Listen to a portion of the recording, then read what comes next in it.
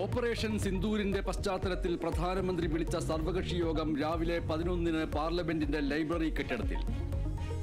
പ്രതിപക്ഷ നേതാവ് രാഹുൽ ഗാന്ധി, കോൺഗ്രസ് അധ്യക്ഷൻ മല്ലികാർജ്ജുൻ ഖാർഗെ, പ്രതിരോധ മന്ത്രി രാജ്നാഥ് സിംഗ്, ആഭ്യന്തരമന്ത്രി അമിത്ഷാ തുടങ്ങിയവർ പങ്കെടുക്കും.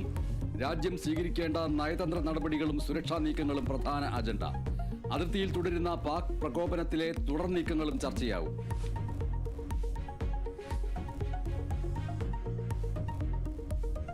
പ്രകോപനം തുടർന്ന് പാകിസ്ഥാൻ.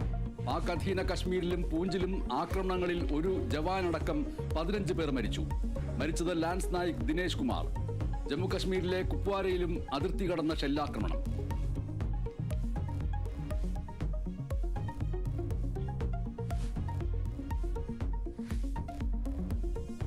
പഹൽഗാം ഭീകരാക്രമണത്തിലെ മുഖ്യ സൂത്രധാരൻ കേരളത്തിലെത്തിയിരുന്നതായി NIA.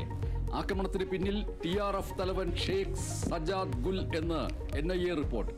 സജാദ് ഗുൽ കേരളത്തിൽ പഠിച്ചത് ലാബ് ടെക്നീഷ്യൻ കോഴ്സ്. തിരിച്ചെത്തി കശ്മീരിൽ ആരംഭിച്ച ലാബ് തീവ്രവാദ പ്രവർത്തനങ്ങൾക്ക് ഉപയോഗിച്ചുവെന്നും NIAയുടെ കണ്ടെത്തൽ.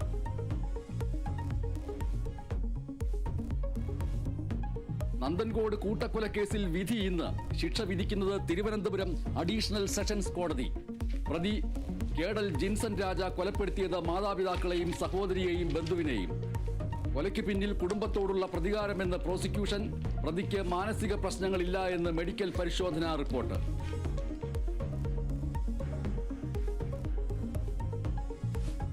മൂന്നാറിൽ കാട്ടാനയുടെ ആക്രമണത്തിൽ സ്ത്രീക്ക് പരിക്കേറ്റത് നല്ലതണ്ണി കല്ലാർ സ്വദേശി ഷൈനിക്ക്.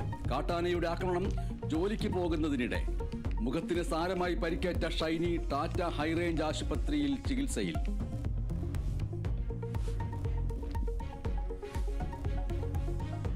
വയനാട് മാനന്തവാടിയിൽ അച്ഛനെ മകൻ കുത്തിക്കൊലപ്പെടുത്തി. മരിച്ചത് എടവക കടന്നലാട്ടുകുന്ന് ബേബി. കൊലപാതകത്തിന് കാരണം കുടുംബ വഴക്ക്. മകൻ റോബിൻ കസ്റ്റഡിയിൽ.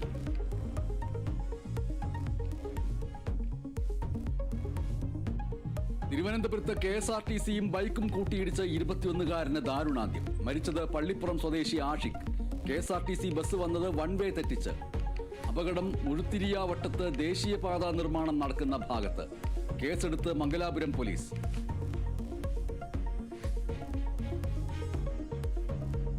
പോപ്പിന്റെ പിൻഗാമിയെ തെരഞ്ഞെടുക്കാനുള്ള പേപ്പൽ കോൺക്ലേവ് ഇന്നും തുടരും.